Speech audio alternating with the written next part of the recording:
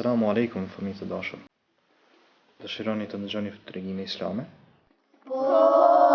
Atëherë sonte t'ja u tregoj një tregim shumë interesant për një djalosh i cili e kishte emrin Amar. Dhe i cili e pyete nënën e tij për shumë pyetje interesante rreth Allahut xhallahu shanu dhe madhërisë së tij. Pra, ta dëgjojmë se çka e ka pyet Amari nënën e tij.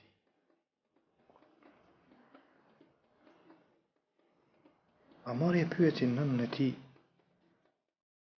duke thënë: "Nën, a mund të më tregosh për Allahun e lartësuar? Çdo të dish për Allahun e lartësuar?" Thot nëna: "Dua të di çdo gjë." Nëna buzëqeshi dhe tha: "Askush nuk di çdo gjë për Allahun e lartësuar. As ti, as babai nuk dini?" I thot djaloshi. Nëna i thot: "Nuk dim asni. E as që mund të di ndokush tjetër çdo gjë." Por pse? Nga që disa gjëra janë aq të mëdha, sa që mendja e njeriu nuk mund t'i kuptoj, e as t'i përfshi. E gjithë ajo që dim për Allahun ton është ajo çka ai ka dashur që ne të dim. Ai na ka lajmëruar nëpërmes librit të tij, Kur'anit familjar. Djaloshi i pajtuar me këtë tha: "Nëse është kështu, atëherë më trego atë çka di ti, nëna ime." Nëna buzëqeshi me dashamirësi dhe filloi të rrëfej. Kur'ani na ndihmon që ta njohim Zotin ton. Si na ndihmon ndërprej o djaloshi? Allahu i lartësuar në librin e tij flet për shkaqet e krijimit të gjithësisë, për ne dhe gjithë asaj që ekziston.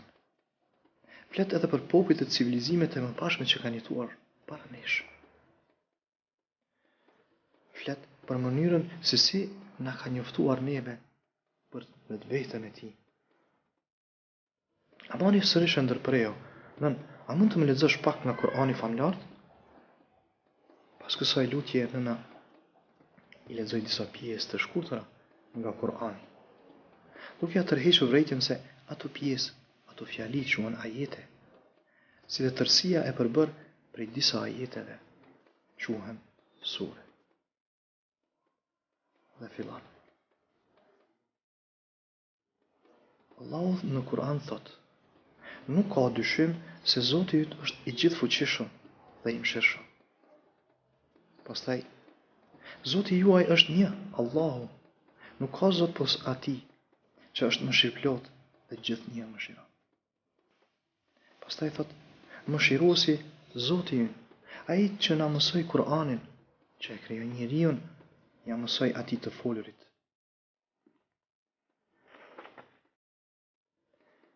Pas këtyre ajeteve, nëna ju drejtua djaloshit me pyetje: "A e di Amar se Allahu i lartësuar të do ty?" Djaloshi ja ktheu po ashtu me pyetje: "A e do edhe motrën time Isrën dhe vllahun Suhejbin?" Thot: "Po biri, i do edhe ata." Ju përgjigj nëna. "A na do njësoj siç na doni ti dhe babai?" e pyet djaloshi. "Ashtu është, por ai të do më shumë edhe më tepër se ne, nga që ai të ka krijuar ty, na ka krijuar edhe ne." Djaloshi me zë mendoi dhe tha: "Do më thënë, Zoti ynë na do shumë." "Po biri, Allah i lartësuar na do çdo herë ty edhe neve dhe na mbron ty edhe ne." "Nën, si më mbron mua Allah i lartësuar? A nuk më mbroni ti dhe babai?" e pyet djaloshi. "Allahu i lartësuar na mbron në forma të ndryshme," thot nëna. "Kështu që na mbron edhe nëpërmjet familjes. Në familje jetojnë babai, nëna, fëmijët dhe të afërmit e tyre. Allahu i lartësuar i ka mbushur me dashuri, mirësi dhe butësi zemrat e prindërve, për ta lehtësuar mënyrën e ngritjes dhe edukimit të fëmijëve. Nga që këtë detyrë ua ka lënë amanet." Amari pyeti: "A ua ka besuar fëmijët e vegjël fëmijëve të mëdhej?" Nëna buzëqeshi: "Mund të thuhet edhe ashtu biri. Nga që ti, sa edhe ne prindërit tuaj, je i detyruar të kujdesesh për motrën tënde të vogël." Djaloshi e përqafoi nënën dhe tha: "Nën, sa mirë është që Allahu i lartësuar ka krijuar familje." Nëna buzëqeshi dhe u përgjigj: "Edhe unë pajtohem me ty, Ammar, Allahu i lartësuar është i mëshirshëm. Dashuria e tij është mbi të gjitha.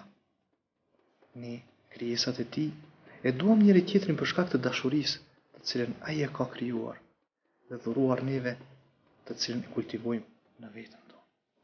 Allahu i madhruar na ka treguar për veten e tij në Kur'anin e tij famlar. Kur'ani është fjala e Allahut të madhruar dhe është shpallur përmes Muhamedit alayhis salam, i cili është i dërguari i Allahut. Ne përmes Kur'anit edhe përmes pejgamberit ton të dashur kemi marrë një dituri të saktë për Allahun e madhruar. Allahu ne na pron në mënyra të ndryshme në çdo hap.